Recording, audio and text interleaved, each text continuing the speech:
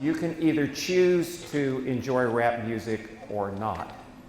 And if you don't want to enjoy rap music, that's fine. No big deal. You can choose to go to operas if you want to or not. No big deal. I mean, you can choose to go to football games or not. But you cannot choose not to be involved in architecture. It's not possible. You will, through your entire life, be embraced in, will be consumed in architecture.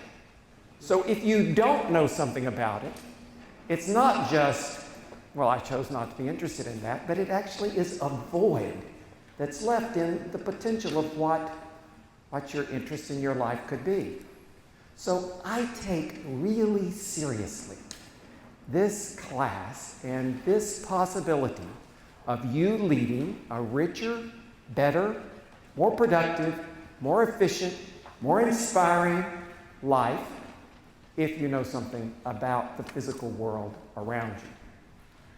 So I'm going to begin today by giving a definition of architecture. And this is not the Webster's definition of architecture. This is the Larry definition of architecture. But I'm going to define architecture, and this is the way we're going to look at it through the whole semester. Architecture is a physical embodiment of who we are as individuals and who we are collectively as a culture.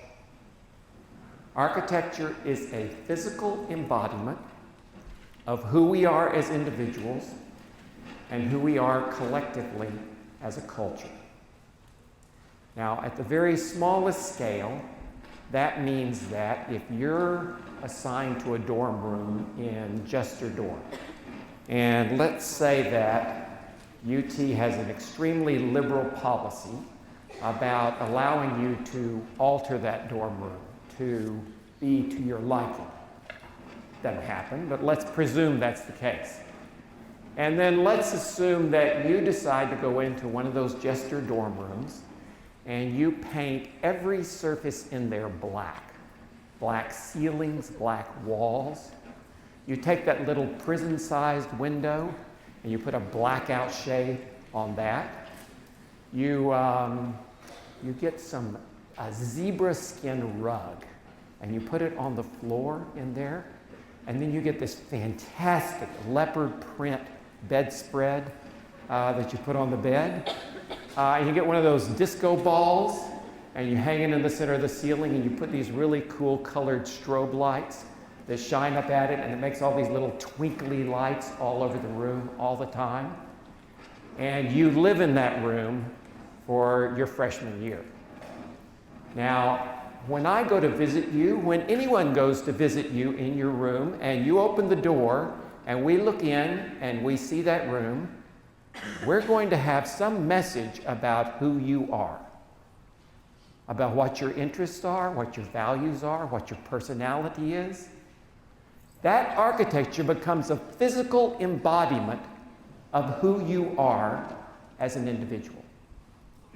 Now, if by contrast you moved into that same room and instead you painted the walls Pepto-Bismol pink and you put some nice little lacy frilly curtains on that little prison window and you had a matching bedspread with the same lacy frilly motif, and on the wall you put a little bulletin board and you have your corsage and your snapshots of your friends at the prom and the note you got from your little sister when you left for school, and then on the bed there's all your stuffed toys from when you were a little kid, all your favorite kind of worn, scruffy stuffed toys.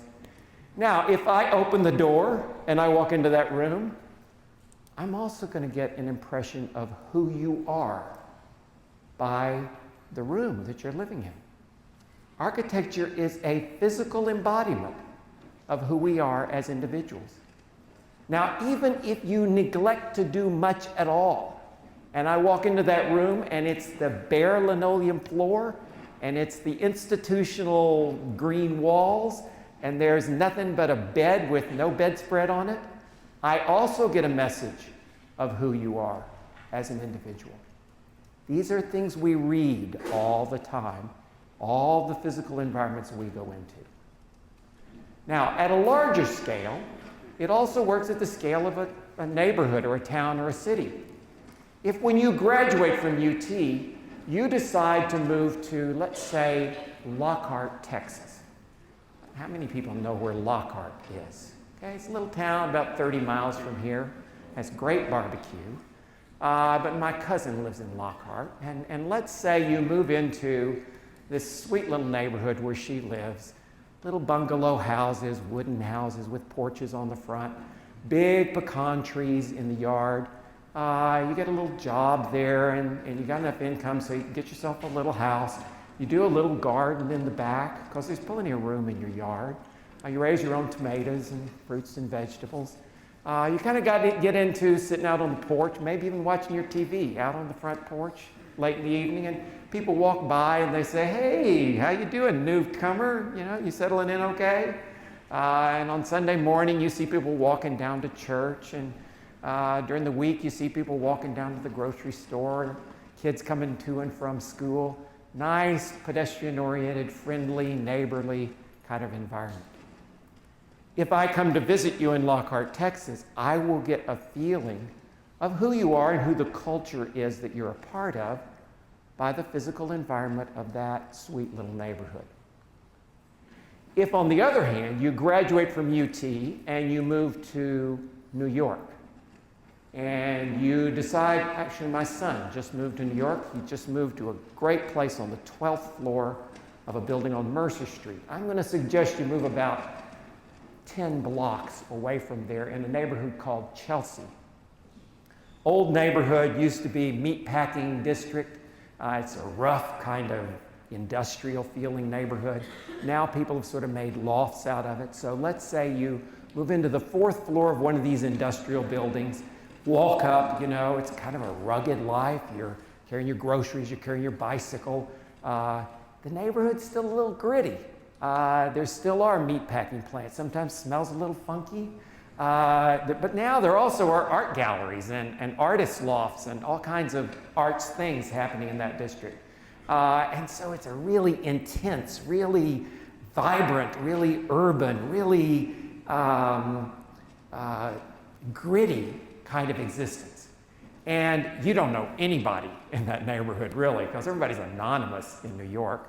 You know, you certainly don't have a garden. You might have a tiny little sprig of something growing in your apartment, but probably not, because there's not much light in those loft apartments.